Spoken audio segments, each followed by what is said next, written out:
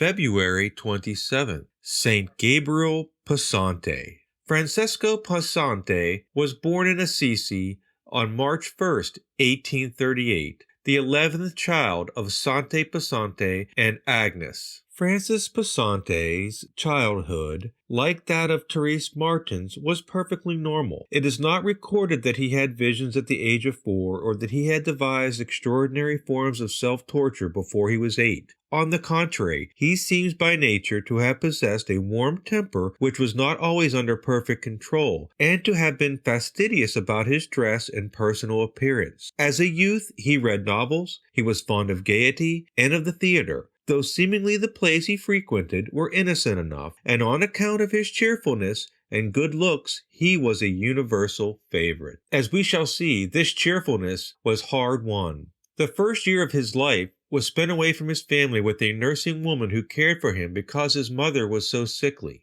In 1841, his father moved the family to Spoleto, where he was appointed magistrate. In the same year, the youngest Possenti child died at just 6 months old. Francis's 9-year-old sister Adele soon followed. Just days later, his heartbroken mother too was called to eternal life. Francis had lost his mother at just 4 years old. Tragedy continued to plague the family during his youth. In 1846, Francis's brother Paul was killed in the Italian War with Austria. Another brother, Lawrence, later took his own life. Such events, however, did not rob Francis of his spirit and cheerfulness. During his formative years, Francis attended the school of the Christian Brothers and then a Jesuit college. He was lively, intelligent, and popular at school. At 16, he suffered a life-threatening illness. Praying for a cure, Francis promised to become a religious. With recovery, however, he quickly forgot his promise. But God's will would not be denied. Francis soon turned his heart to the congregation of the Passionists. Sante Possenti was less than pleased with his teenage son's decision. Determined to show Francis the joys of secular life, of theater and society parties, Sante continued to hope Francis would find pleasure in social life. But the young man was not to be dissuaded. Immediately after completion of his schooling, he left for the Passionate Novate. In the Novate, he cultivated a great love for Christ crucified. Francis received the Passionate habit on September 21st, 1856, which that year was the feast of the Sorrowful Mother. He was given the name Gabriel of the Sorrowful Mother. A year later he took his vow. His monastic life preparing him for the priesthood made Gabriel a secluded, non-public figure. His writings reflect his close relationship with God and his mother.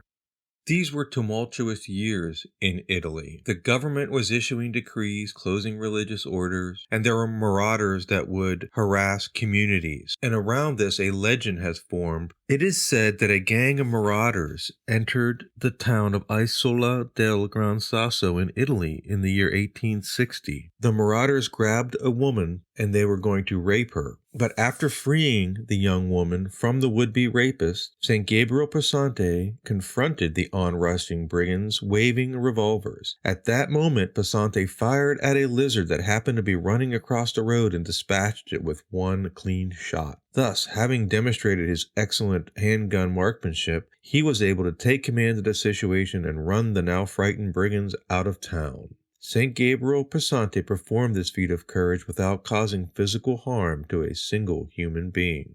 Beyond this legend, St. Gabriel Possenti led an exemplary life as a religious. Filled with penances and self-effacement, he was stricken with tuberculosis before he could be ordained, and died in Isola di Gran Sasso in Abruzzi on February 27, 1862.